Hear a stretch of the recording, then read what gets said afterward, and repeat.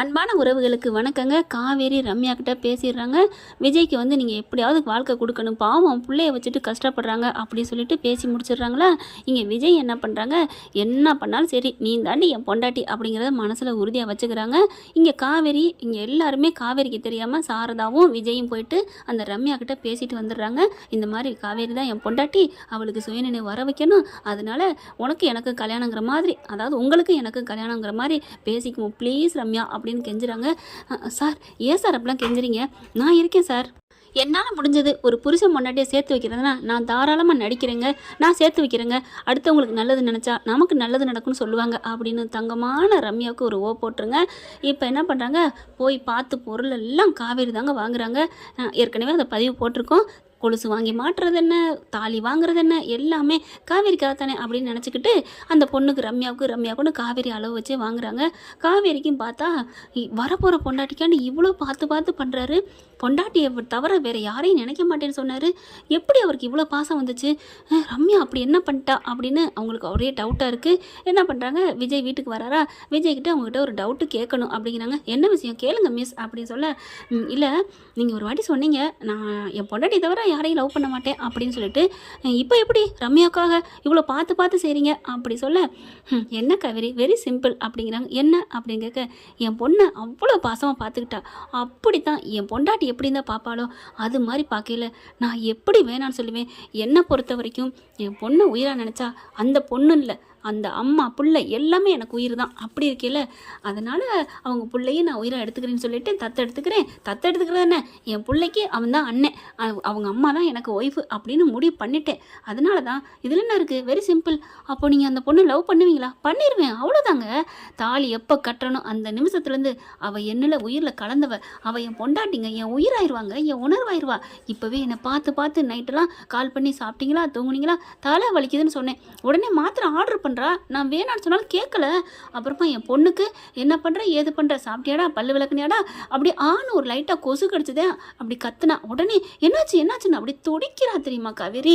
ஐயோ இந்த மாதிரி ஒரு பொண்ணு தான் லவ் பண்ணலாங்க, அதுக்காண்டி முதல் லவ் ரெண்டாவது லவ்லாம் இல்லைங்க, உண்மையான லவ்வாக இருந்தால் அது பண்ணிக்கலாம் அப்படி சொல்ல, அட பாவி மனசா, நான் இன்னொரு பொண்ணை லவ் பண்ண மாட்டேன்னு சொன்னதுனால தானடா உனக்கு இன்னொரு பொண்ணை கட்டி வைக்கலான்னு நினச்சேன், என்ன லவ் பண்ணாமல் விட்டுருவியாண்டு நீ போகிற பார்க்க பார்த்தா அந்த பொண்ணுக்கு உயிரே கொடுப்ப போல இருக்கே.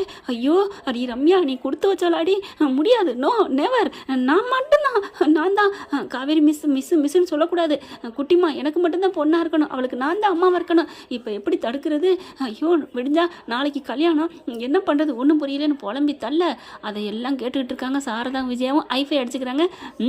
சூப்பர், என்ன புலம்பி தள்ளுறா அப்படின்னு சொல்லல, சரி விடுங்க. அதுக்கப்புறம் குட்டிமா அந்த பாப்பா விளையாண்டுக்கிட்டு இருக்கு, அதுக்கப்புறம் வந்துடுது, எனக்கு தூக்கம் வருது டாடி, சரி வா அப்படின்னு மெத்தையில் கொண்டு தூங்க வைக்கிறாங்க. அப்படியே பாப்பாவை தடவி கொடுத்து தூங்க வச்சுட்டு இருக்கையில காவேரியும் வர்றாங்க. காவேரி வந்து பக்கத்தில் உட்காராங்க. அம்மு அப்படின்னு சொல்லிட்டு அந்த அம்முக்கு கொஞ்சம் சாக்கில் விஜய் தாங்க கொஞ்சிறாங்க. அதான் கொஞ்சலாக பார்க்குறாங்க. என்ன மிஸ் அப்படிங்கல, ஒன்றும் இல்லை, நாளைக்கு நேரம் அந்த ரம்யா இவளுக்கு அம்மாவாயிருவாள்ல, ஆமாம் இதில் என்ன சந்தேகம், அதனால தான் இன்றைக்கி இங்கே வந்தோம். நாளைக்கு ஆமாம் ரம்யா தான் இவளுக்கு அம்மா, அவளுக்கு மட்டும் இல்லை எனக்கும் அம்மா, எனக்கு இன்னொரு தாய் தெரியுமா, என் வீட்டுக்கு வந்ததுக்கப்புறம் அவளை நான் தேவதையா ராணியாக நான் கொண்டாடணும் ஆசை வச்சுட்டேன். என் காவேரி என் பொண்டாட்டி எப்படி இருந்தாலும் அதே மாதிரி தான் அவளையும் பார்த்துக்குவேன். சொல்ல முடியாது, அவளை விட ஒரு படி மேலே போனாலும் போகலாம், ஏன்னா அவ்வளோ பியூர் லவ்வாக கொடுக்குறா தெரியுமா. இந்த மாதிரி ஒரு பொண்ணு கிடைக்கிறது அபூர்வங்க, உங்களை மாதிரி தாங்க, நீங்களும் நல்ல பொண்ணு தான். ஐயோ சொல்லிட்டானே, நம்மளை என்ன மாதிரின்னு சொல்லிட்டானே. உங்களுக்கு ஒன்று தெரியுமா காவேரி மிஸ், நீங்கள் நான் நினச்ச மாதிரியே இருந்தீங்க, என் பொண்டாட்டி மாதிரியே இருந்தீங்க, குணத்துலையும் உருவத்துலையும் பேர்லையும், அதனால தான் உங்களை விட மனசு இல்லாமல் கெஞ்சிக்கிட்டு இருந்தேன். நீங்கள் தான் பொண்டாட்டியை லவ் பண்ணவர் என்ன லவ் பண்ண மாட்டாரு வேணான்ட்டீங்க. நான் அப்போ கூட அப்படி தான் இருந்தேன், ஆனால் இந்த பொண்ணோட அன்பில் நான் அப்போ பக்கம் மாறிட்டேன், கச்சி தாவிட்டேன்னு சொல்லுவாங்கல்ல அந்த மாதிரி அப்படின்னு ஏற்றி விட காவேரி அழுகுதுன்ட்டு இவங்களெல்லாம் அனுப்பி வச்சுட்டு, போச்சுடி ஏன்டி இப்படி இருந்த அப்படின்னு சொல்ல, சாரதா பார்க்குது, ஏண்டி காவேரி ஒரு மாதிரியா இருக்க, அம்மா நான் உங்ககிட்ட ஒன்று சொல்லி அழுகணுமா அப்படின்னு கட்டி பிடிச்சி அழுகுது. ஏண்டி அழுகுற, அம்மா என்னை மன்னிச்சிருமா அப்படின்னு சொல்லிட்டு அப்படியே ஓன்னு அழுக, எனக்கு விஜய் வேணுமா, ஏண்டி லூசா நீ, கெஞ்சுனா உன் வாசப்படியில் விஜய் விழுந்து கிடந்தாரு, நீ அவருக்கு பொண்ணு பார்த்தா உனக்கு மாப்பிள்ளை பார்த்தாரு அவரு, இப்போ என்ன நாளைக்கு கல்யாணம் பாவம், இன்னொரு பொண்ணை பாவத்தை கொட்டிக்காத விடு அப்படிங்கிற. அம்மா பெத்த தாயின் தானே உன்ட்ட கெஞ்சுறேன் ப்ளீஸ்மா அப்படின்னு காவேரி பின்னாடி வர, போடி வேலையை பாருடி அப்படின்னு சொல்லிட்டு வெளில வந்துடுது. அதுக்கப்புறம் தம்பி ஒர்க் அவுட் ஆயிடுச்சு அப்படின்னு ஆள்காட்டி வரல காமிச்சிக்கிறாங்க. ஓகே நான் வரேன் அத்தை அப்படின்னு சொல்லிட்டு கிளம்பிடுறாரு. அடுத்து காலையில் கல்யாணத்துக்கு ரெடி ஆகுறாங்க. எல்லாம் ஓரளவுக்கு கோயிலில் வச்சு பண்ணுறதுக்கு போகிறாங்க. எல்லாம் பார்த்தீங்கன்னா ஆட்கள்லாம் வந்துடுறாங்க. தாலி எல்லாத்தையும் எடுத்து வச்சுக்கிறாங்க. பட்டு புடவைலாம் கட்டிக்கிட்டு, ஏய் உனக்கு தான் புடவை எடுத்திருக்காருல கட்டிக்கிட்டு வாடி அப்படின்னு சொல்ல, போமா எனக்கு நான் விட மாட்டேன் என்ன ஆனாலும் சரி அப்படின்னு மனசில் நினைக்கிறாங்க. நான் கல்யாணத்துக்கு வரல நீங்கள் போங்க அப்படின்னு சொல்லி உட்காந்துக்கிறது. இருந்தா இரு எனக்கு என்ன, ஏமா வாடின்னு கூப்பிட மாட்டியா, நான் ஏண்டி கூப்பிட்றேன், நீ பிடிவாதம் பிடிச்சா அதுக்கு நான் என்ன பண்ண முடியும் அப்படின்னு இவங்க எல்லாம் கிளம்பி போகிறாங்க. இங்கே தான் பொன்னியம்மன் கோயிலில் தான் கல்யாணம், வந்தா வா வராட்டி இரு அப்படின்ட்டு போக உட்காந்துட்டே இருக்கு. நான் ஏன் இருக்கணும், நான் என்ன நீலாம்பரி மாதிரி காத்துக்கிட்டு இருப்பேன் நினச்சாலா, முடியாது, நான் பண்ணவே மாட்டேன், நான் ரஜினியை அடைஞ்சே தீர்ற மாதிரி அடைஞ்சே தீருவேன், சௌந்தர்யா மாதிரி தான் நான் அடைஞ்சு தீருவேன் அப்படின்னு சொல்லிட்டு டக்கு டக்குன்னு போட்டவே கட்டுறாங்க. எல்லாம் பண்ணிவிட்டு தலை நிறைய பூ வச்சுட்டு அந்த தாலியை நான் வாங்கி தீருவேன்னு வேக வேகமாக வர்றாங்க. விஜய் உட்காந்துருக்காரு மணவரையில் நிற்கிறாங்க. கோயிலில் நின்று தானே தாலி கட்டுவாங்க, உட்காந்தும் கட்டலாம். ஆனால் நம்ம நிறையா எல்லாம் பார்த்துருக்கோம், நின்றுக்கிட்டு தான். காவேரிக்கே ஃபஸ்ட்டு கல்யாணம் அப்படி தான் நடந்துச்சு. பொண்ணு நிற்கிதுங்க, ரம்யாவும் அவங்க வீட்டு ஆளுங்களும் சும்மா சொல்லக்கூடாது, தங்கமான மனுஷங்க எல்லாம் நிற்கிறாங்க.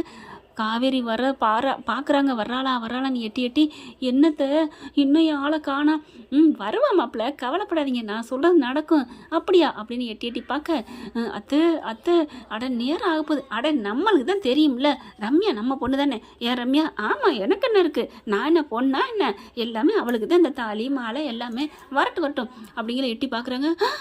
அத்தை யாரோ கலர் வந்துட்டா அப்படிங்கிற, ஐயோ எம்டன் வந்துட்டா அப்படிங்கிற மாதிரி. ஆமாம் சீக்கிரம் மாலை எடுத்து போடுன்னு சாரதா என்ன பண்ணுறாங்க, ரம்யா கழுத்தில் மாலையை போடுறாங்க. அப்படியே ஐயர் மந்திரத்தை சொல்லுங்க அப்படிங்கிற மாதிரி. என்ன நடக்குதுங்க ஐயர் சாமி, ஒன்று சும்மா புரிஞ்சுக்கோங்க, இது என் பொண்டாட்டி அவதான், இது சும்மா அவளுக்கு சுயநனம் இல்லை, வர வைக்கிற காத்த. ஓ அப்படியா, நல்லதுக்குன்னா போய் சொல்லலாம் பண்ணலாம் அப்படின்னு போய் சொல்லலாம் அப்படின்னு சொல்லிட்டு இவர் ஐயர் என்ன பண்ணாங்க, அவங்க மந்திரத்தை ஓதுறாங்க. காவேரி அறக்க பறக்க ஓடி வர்றாங்க. அத்தை அவள் ஓடி வர்றதை பாருங்களேன்.